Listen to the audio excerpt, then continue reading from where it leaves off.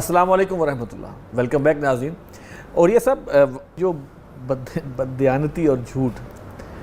ہم آج کوئی کاروبار آئیڈینٹیفائی کر سکتے ہیں جو اس سے بچا ہوا؟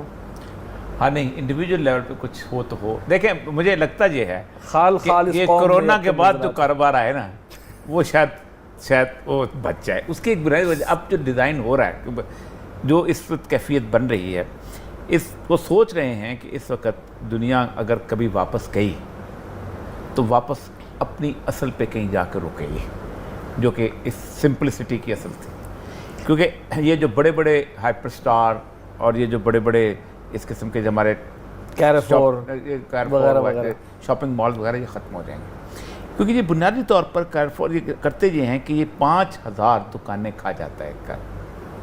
اور 5000 دکانیں جو ہے نا ان میں کم از کم 5 لاکھ لوگوں کا رزق ہوتا ہے، اور یہ صرف 200 لوگوں کو امپلائی کرتے ہیں جو اپنا کام کر رہے ہوتے ہیں، اور باقی سارا کیونکہ اسلام بنیادی طور پر اس چیز کی اجازت نہیں دیتا کہ ایک آدمی کے پاس چونکہ دولت ہے تو 80% جو ہے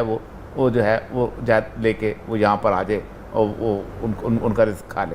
تو وہ کہتے ہیں کہ واپس جو چھوٹے چھوٹے بقالا یا چھوٹے چھوٹے دکاندار وہ رہ جائیں گے۔ یا رسول اکرم صلی اللہ علیہ وسلم کی جو حدیث ہے نا کہ انسان کا متاع بہترین وہی ہوگا کہ اس کو جو اپنی چند بکریاں بھیڑیں ہیں یا پھر وہ اس کا جو سامان ہے جو غلہ بانی جو کرتا ہے اور کسی پہاڑ کی کوہ میں بیٹھا ہوگا، تو وہ اسی لیے دجال کی جتنی بھی حدیث ہیں وہ شہروں میں داخل ہوگی۔ لیکن اور یہ سب میں آپ سے عرض کروں، یہ جو کرونا کے بعد والی زندگی ہوگی، ابھی تو ہم کرونا سے گزریں گے، ہاں اس کے بعد والی زندگی دجال کے ہاتھ میں اپنی گردن دینے والی زندگی ہوگی۔ حماد کی جو امام مہدی کے آنے سے پہلے جو حدیث اس دن میں نے دیکھی ہے، میں کانپ گیا ہوں۔ آپ اچھا اس کی پتہ نہیں اسناد میں کیا صورت ہے، لیکن حدیث ظاہر بات ہے انہوں نے کتاب الفتن کیا ہے کہ اس دنیا کی 3 حصوں میں تقسیم ہو جائے گی۔ ایک حصہ بیماریوں میں مر جائے گا،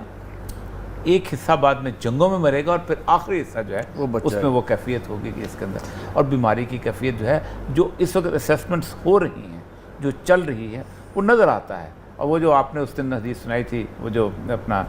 غزوہ تبوک والی، اس میں وہ کہا کہ بیماری ایک لگے گی کقعاص الغنم، جی ہاں، جیسے بکریوں کو وہ لگتی ہے۔ ڈاکٹر صاحب یہ جو کارپوریٹ کلچر کی بات ہو رہی ہے اور اس کے تحت جس طرح انہوں نے کہا کہ اب بڑے بڑے سٹورز جو ہیں وہ شاید اب ختم ہو جائیں اور نئی طریقے کی تجارت شروع ہو جائے، اور ہو سکتا ہے ٹرانسپیرنسی بھی کسی حد تک آئے، بلکہ اور یہ صاحب نے تو کہا کہ پھر الٹیمیٹ تو یہ ہے کہ بھیڑ بکریاں پکڑو اور پھر چلے جاؤ اس میں۔ یقیناً وہ شدت فتنے کی شدید ترین صورتحال تو ہوگی۔ اچھا، رسول اللہ صلی اللہ علیہ وسلم میں ایک ایڈ کروں، ہینری کسنجر نے آج سے 6 سال پہلے ایک آرٹیکل لکھا تھا، ایڈ کرو بات قطع کلام میں ہوتی ہے، اس نے کہا تھا the people who are not listening the drums of the war they are deaf، جو لوگ جنگ نہیں اس کا تبل جنگ نہیں سن رہے، اس نے کہا میں ایک بات بتاؤں آپ کو، میں تم لوگوں کو کہتا ہوں کہ بکریاں لے لو اور جنگلوں میں چلے جاؤ یا کسی غار میں چلے اور 2 بندوقیں بھی لے لو اور غلے کا سٹور لے لو، کیونکہ ہو سکتا ہے کہ تمہیں بھوکے ایگزیکٹلی وہ گائیڈ لائن جو آپ لوٹنے آئے تو تم نے ان کو پھر وہ بھی کرنا ہے۔ جی تو سر یہ جو صورتحال ہے اس میں میں سمجھتا ہوں کہ ہمارے پاس اب راہ عمل یا روشنی کی کوئی کرن ہے اس گھٹا ٹوپ اندھیرے میں، جیسے کہ آپ نے حدیثوں پڑھی کہ جیسے اندھیری رات ہے اور اس میں وہ جو ہے وہ مسلسل جو ہے وہ آ رہے ہیں، فتنے آ رہے ہیں، کوئی امید کی کرن، کوئی روشنی؟ دیکھیں روشنی اور امید کی کرن تو نبی اکرم صلی اللہ علیہ وسلم کی دی ہوئی رہنمائی ہے نا، اگر آپ اس رہنمائی کو لیتے ہیں تو کوئی موقع ایسا نہیں، ان باتوں کو عام کیا جائے، میں عرض کرتا ہوں مومن کے لیے تو دیکھیں بنیادی مسئلہ ہے ایمان اور توکل۔ ایمان اور توکل، ٹھیک۔ اگر ایمان اور اللہ پر توکل اور بھروسہ موجود ہے، اصل میں پتہ ہے کیا، توکل کو جب ہم ڈیفائن کرتے ہیں نا تو اس کو ہم اس کی حقیقت سے آشنا ہوئے بغیر ہم کہتے ہیں توکل ہے اور نہیں ہے، ہم اس کے اوپر ایسے بات کر لیتے ہیں۔ دیکھیں توکل اصل میں ہوتا کیا ہے، جب آپ کو دنیا میں جتنے بھی مادی وسائل ہیں سارے ہیں، انسان کی ضرورت ہے اور اس ضرورت میں مختلف چیزوں سے یہ اپنی ضرورت پوری کرتا ہے، جب یہ ضرورت پوری کرتا ہے تو اس ضرورت پوری کرنے کے دوران اس کی جو پازیٹیوٹی ہے اس کو یہ یوز کر رہا ہوتا ہے، اور اس کا جو نیگیٹو سائیڈ ہوتی ہے اس کا امکان ختم نہیں ہوتا۔ یعنی اگر آپ ہوائی جہاز پہ سفر کر رہے ہیں تو اس کی پازیٹیوٹی سے آپ مستفید ہو رہے ہیں، ٹھیک ہے، لیکن اس کے ایکسیڈنٹ کا امکان ختم نہیں ہوتا، آپ کے ذہن میں خدشات موجود ہوتے ہیں۔ اور اسی طرح جب آپ بحری جہاز پہ بیٹھتے ہیں تو اس میں بھی آپ کو یہ امکان رہتا ہے، ہر جگہ پہ ہے، ہر جگہ پہ امکان، یعنی جب بھی آپ کوئی پازیٹیو کام اس کا مثبت فائدہ لے رہے ہیں تو اس کی منفیت جو ہے وہ کبھی اس کا امکان ختم نہیں ہوتا۔ یہ ختم ہوتا ہے صرف ایک وجہ سے، کہ آپ کا توکل ان اشیاء پر نہ ہو بلکہ مسبب الاسباب پر. اللہ جب آپ اللہ پر توکل کرتے ہیں اور بھروسہ آپ کو یہ یقین آ جاتا ہے کہ یہ ہوائی جہاز اپنی مرضی سے نہیں چل رہا, یہ اس کو اللہ نے یہ توفیق دی ہے لوگوں کو, اور انسانوں نے یہ کچھ سائنٹیفک اصول جو بنائے ہیں اور جن اصولوں کے تحت یہ ہوا میں اڑ رہا ہے یہ اللہ کے حکم سے اڑ رہا ہے, اور اگر اللہ کا حکم ہوگا تو یہ اصول فیل ہو جائیں گے, یہ کسی بھی وقت گر سکتا ہے. اچھا, یہی وہ بات اللہ تعالیٰ نے قرآن میں جگہ جگہ پہ سمجھائی ہے. آمنتم من فی السماء یخسف بکم الارض, یہ زمین میں دھسا دے, یہ چھت نہیں گر رہی, یہ اللہ کا کرم ہے کہ چھت نہیں گر رہی. ہر وقت یعنی اس بات پر بھروسہ نہ ہو کہ اس کے جناب ستون اچھے ہیں اس لیے چھت نہیں گر رہی, نہیں, بھروسہ اس بات پر ہونا چاہیے کہ یہ میرے اللہ کا کرم ہے کہ زمین پھٹ نہیں رہی, میں نیچے گر نہیں رہا, چھت گر نہیں رہی, یہ سارے اللہ. جب آپ اللہ پر بھروسہ کریں گے تو پھر چیزوں کے بارے میں آپ کا جو پوائنٹ آف ویو ہے وہ چینج ہو جائے گا. وَمَن يَتَوَكَّلْ عَلَى اللَّهِ فَهُوَ حسبہ, پھر آپ کا جو بات آپ کر رہے تھے روشنی کی اور امید کی کرن, روشنی اور امید کی کرن تو یہی ہے اللہ کا دامن پکڑ. اچھا, آپ جہاں بھی جس معاملے میں ہو, اس کو نبی اکرم صلی اللہ علیہ وسلم نے یوں فرمایا کہ عجبا لامر المؤمن, کہ مومن جو ہے اس کا معاملہ بڑا ہی عجیب ہے. اب یہ صرف مومن کا معاملہ ہے. عجیب کے معنی ہے خوبصورت, میں عرض کرتا ہوں, اب یہ عربی میں عجیب خوبصورت حیرت انگیز ہے, اللہ اکبر, حیرت انگیز ہے. اور پھر فرمایا کہ حیرت انگیز کیا ہے, ان امرہ کلہ خیر, اس کا معاملہ حالات اچھے ہوں حالات برے ہوں, شدید ترین خرابی کے حالات ہوں, اس کا معاملہ پھر بھی خیر کا معاملہ ہے, بشرطے کہ مومن ہو. وہی جو قرآن کی آیت ہم ایک دن پہلے بھی ڈسکس کرتے ہوئے انتم الاعلون ان کنتم مومنین, اگر تم مومن ہو تو پھر تو تمہاری بلندی اور عروج تمہارا مقدر ہے. تو نبی اکرم صلی اللہ علیہ وسلم یہ فرما رہے ہیں کہ عجب لامر المومن, مومن کا معاملہ بڑا عجیب ہے. ان امرہ کلہ خیر, اس کا معاملہ ہر اعتبار سے خیر ہی خیر ہے. پھر ساتھ پھر ایک وضاحت فرمائی, وَلَيْسَ ذَاكَ لِأَحَدٍ إِلَّا الْمُؤْمِنِ, یہ کسی اور کا پریولیج نہیں ہے سوائے مومن کے, یہ صرف مومن کا ہے. مومن کے علاوہ یہ کسی اور کو یہ استحقاق حاصل ہی نہیں. اللہ, اور وہ استحقاق کیا ہے, اس کو اچھائی پہنچے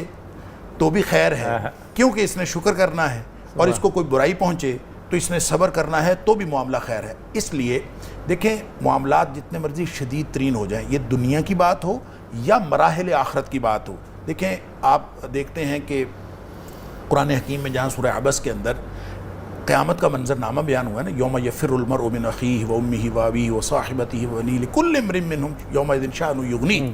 اب یہ بالکل خوفناک حالات ہیں کہ کوئی کسی کا نہیں بن رہا, باپ بیٹے کو نہیں پہچان رہا. اس خوفناکی کے اندر اور ہولناکی کے اندر فرمایا وجوہ یومئذ مسفرہ, سبحان, کچھ چہرے چمک رہے ہوں گے, اور صرف چمک نہیں رہے ہوں گے, ضاحکۃ مستبشرہ, ہنس رہے ہوں گے اور خوش ہوں گے. اب اندازہ کریں خوش اور ہنس رہے ہوں گے ہولناکی کے دوران. تو اصل معاملہ بھائی ایمان کا ہے. ایمان ہے تو ہر دور خوشخبری کا دور ہے, اور اگر ایمان نہیں ہے تو کوئی دور خوشخبری کا دور نہیں ہے, نہ یہاں اور نہ وہاں. اور یہ سر, یہ جو قرآن مجید میں ایک جو صورت آتی ہے نا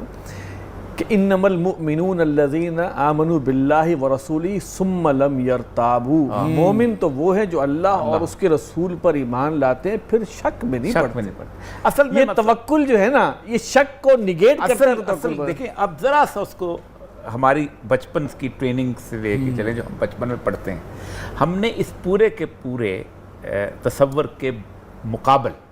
بالکل اپوزٹ ایک باڈی آف نالج, ایک علم کا ذخیرہ جو ہے وہ بنایا ہے, اور اس پہ ہم بچوں کو تعلیم دیتے ہیں. ہم بنیادی طور پر شک سے اس کو شروع کرتے ہیں, اللہ اکبر, کہ کیا اللہ ہے یا نہیں ہے.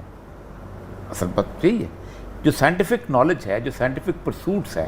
جو کہا جاتا ہے کہ یہ ایک آدمی کو اوپن مائنڈ کے ساتھ ہے, اس کا مطلب یہ ہے کہ ایک آدمی شک سے شروع ہو, ہر چیز کو پاسبل سمجھ لے, ہر چیز کو شک سے شروع کیا جاتا ہے. سائنٹیفک ٹروتھ کیا ہے کہ ہم ایک انویسٹیگیشن کرتے ہیں کہ ایسی چیز ہو سکتی ہے اور ایسی چیز. کوئی بھی سائنٹیفک انویسٹیگیشن جو ہے وہ بیسیکلی ہائپوتھیسس سے شروع ہوتی ہے. ہائپوتھیسس کا مطلب ہوتا ہے ایک مفروضہ, اور مفروضہ جو ہے وہ کہتا ہے آن دا بیسس آف ریزننگ ہو یا نا ریزننگ ہو, جو کچھ.